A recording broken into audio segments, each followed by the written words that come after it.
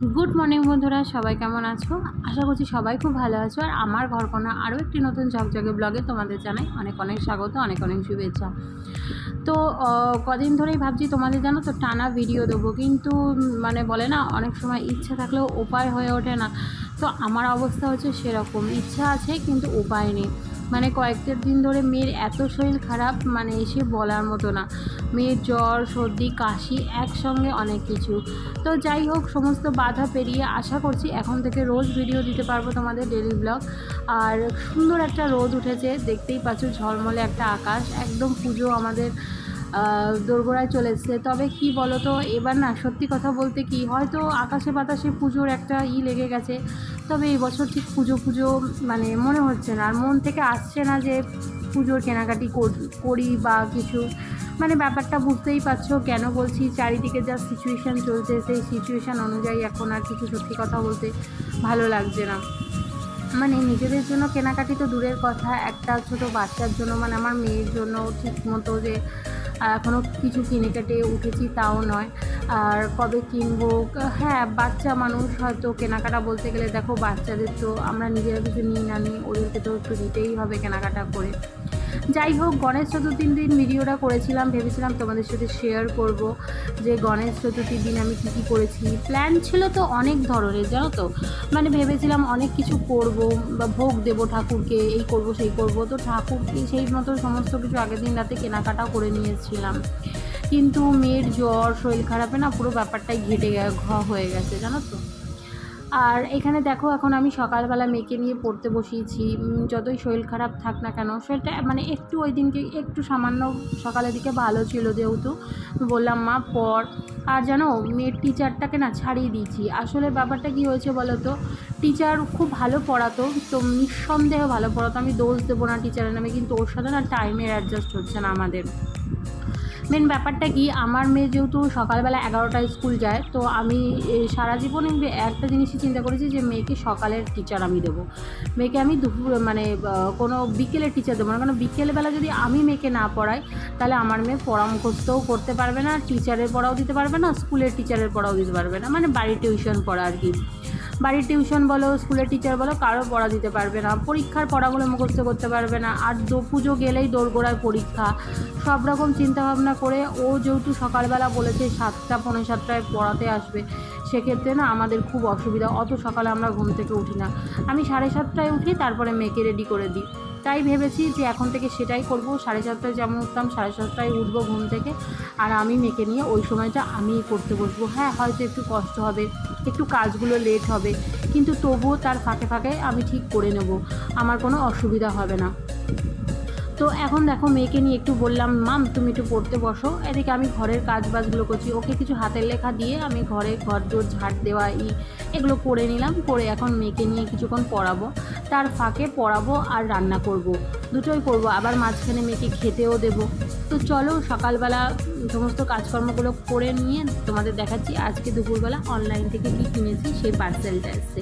তো চলো দেখে নাও।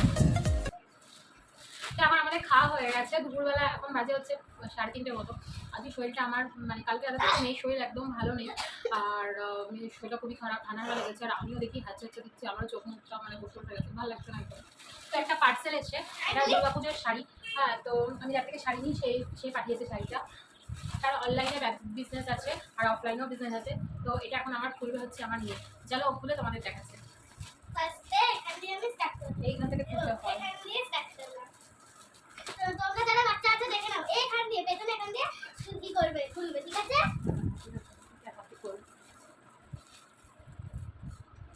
ওরকম ভাবে ফেলিস না, পুরো এদিক ওদিকে প্লাস্টিক গুলো ওরকম ভাবে খোলে না, এই তো নরম প্লাস্টিক।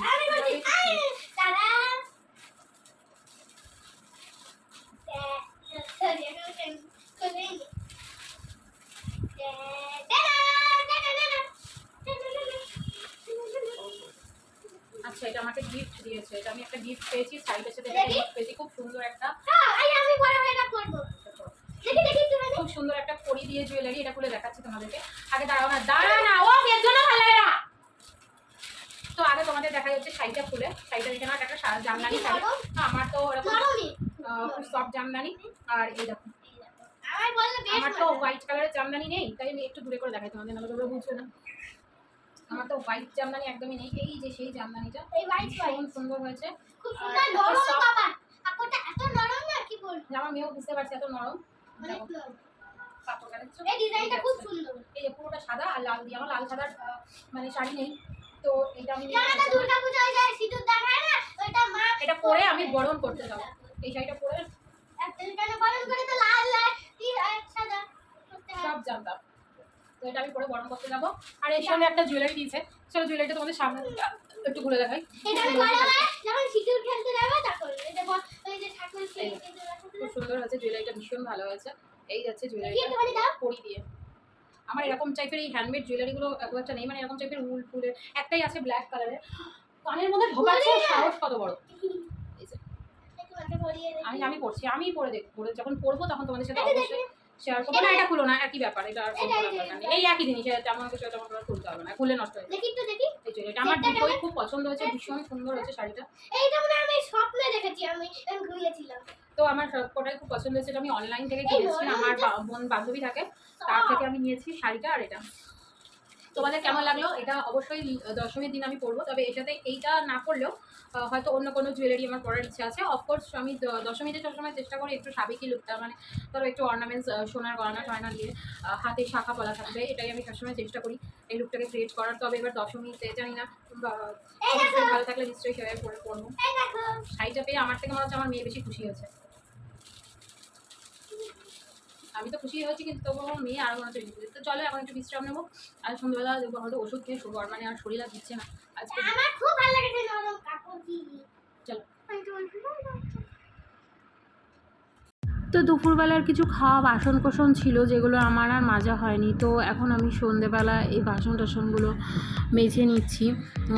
মোটামুটি এখন ধরো বিকেল ওই 5:30 মানে দুপুরবেলা খেয়ে দিয়ে একটু বিশ্রাম করেছিলাম, যেহেতু বিকালবেলা মানে অনেকটাই রান্নাবান্না ছিল। আজ যা করেছিলাম মোটামুটি সমস্ত কিছুই কিন্তু নিরামিষ রান্নাবান্না, যেহেতু দুপুরে ছিল। আর খাওয়া দাওয়ার জন্য বিকালে নিরামিষই করেছিলাম। আর এই দেখো আমাদের এটা বাজারের গণেশ ঠাকুর, আগের দিন বাজার করতে গেছিলাম তখন ফটো তুলেছিলাম।